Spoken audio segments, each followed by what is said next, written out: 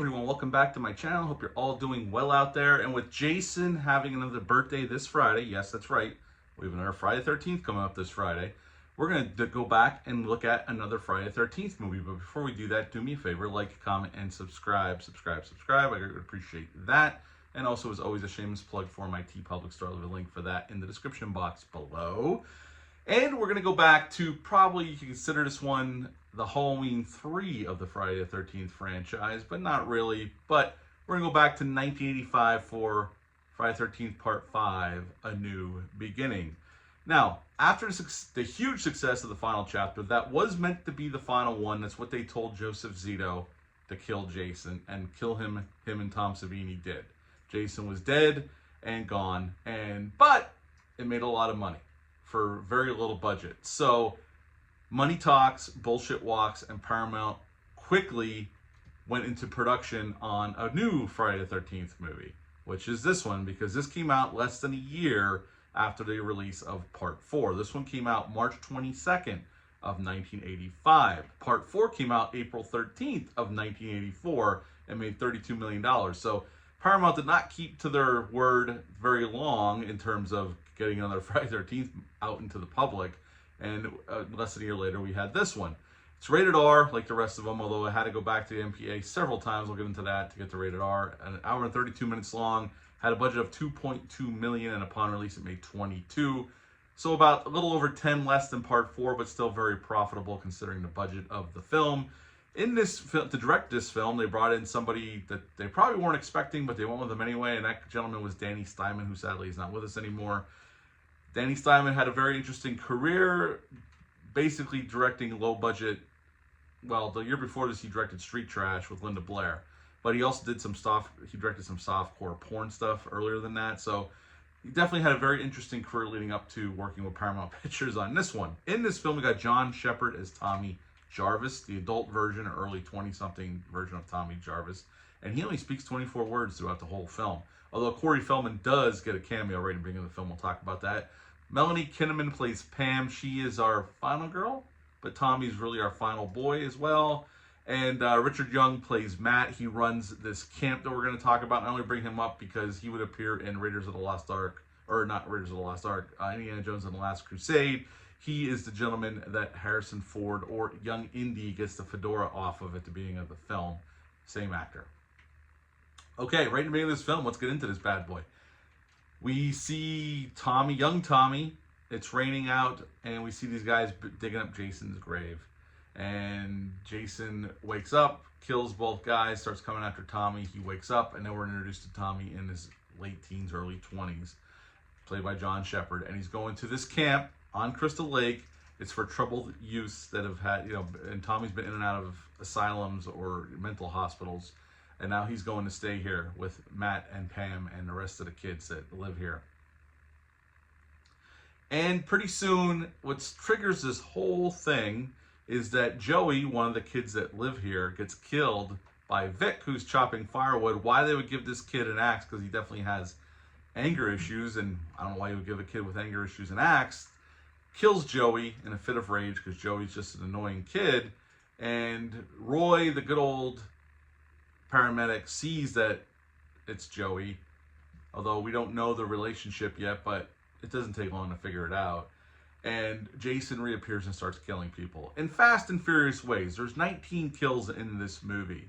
Well, Joey counts as one, and he wasn't killed by Jason, but there's a kill every few minutes in this film, and sometimes multiple at one shot. So this movie definitely keeps the kill count high, although it's not the highest of the franchise. Jason Goes to Hell at 27 people get killed, but the kills come fast and furious.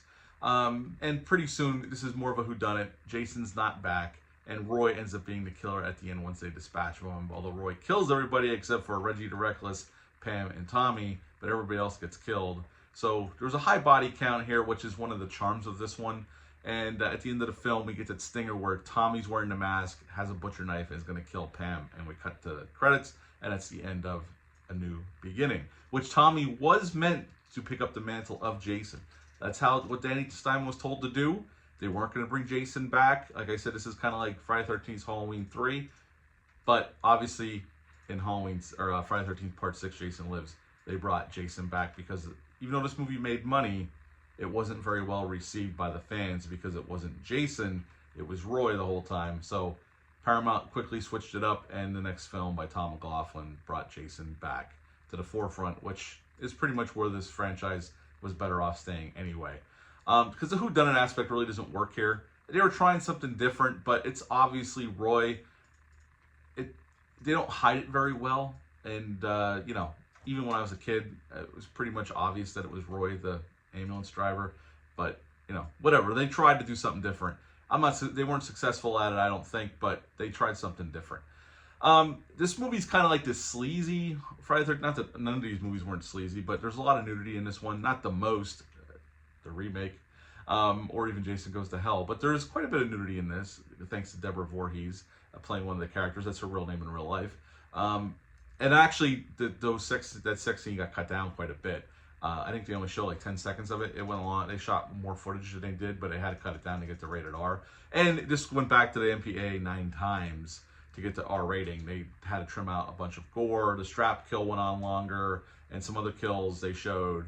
But the MPA made them cut it 9 different times. They had to go back to get the R rating, which is par for the course for this franchise. It had a long history with the MPA getting a hard time, especially Part 7, probably most famously out of the franchise. This movie's fine. It's entertaining. It moves pretty quick. There's enough kills to keep you entertained. The whodunit aspect, like I said, doesn't really work all that well.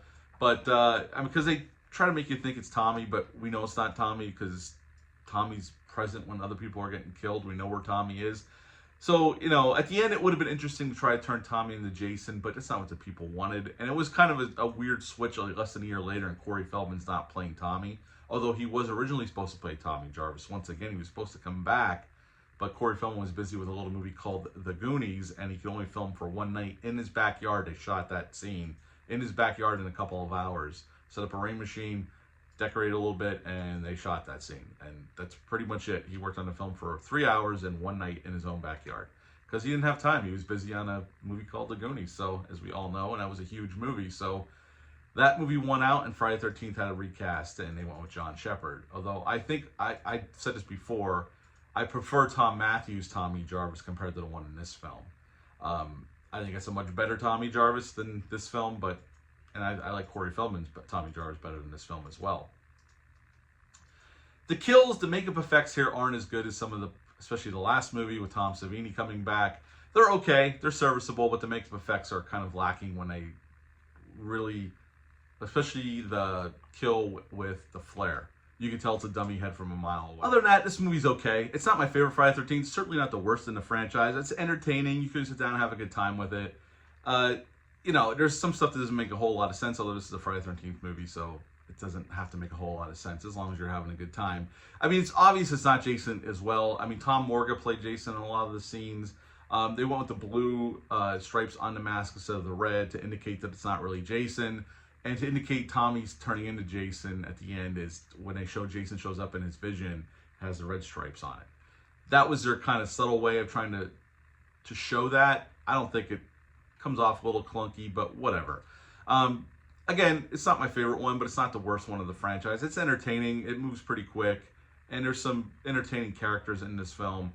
So at the end of the day, it's an okay entry in the Friday the 13th. It's like the middle of the road for a franchise. I'll give my rating in a second. Repetition was its shooting name. That's what they shot this movie under, Repetition. Dick Warlock was the stunt coordinator. Yes, Dick Warlock that doubled Kurt Russell a bunch of times. He was also he played Michael Myers in Halloween 2, and he was the stunt coordinator for this film. At the end of the day, I like this one. It's not my favorite, but I would give Friday the 13th Part 5 a 6.5 out of 10. 6.5 out of 10 for A New Beginning. What are your thoughts on this film? Leave a comment down below. Let me know. Hit the thumbs up. Hit the subscribe button. Share this video. I greatly appreciate that. I want to wish you all out there a very happy Friday the 13th. Once again, we have another one coming up later in the year. But until next time, bye.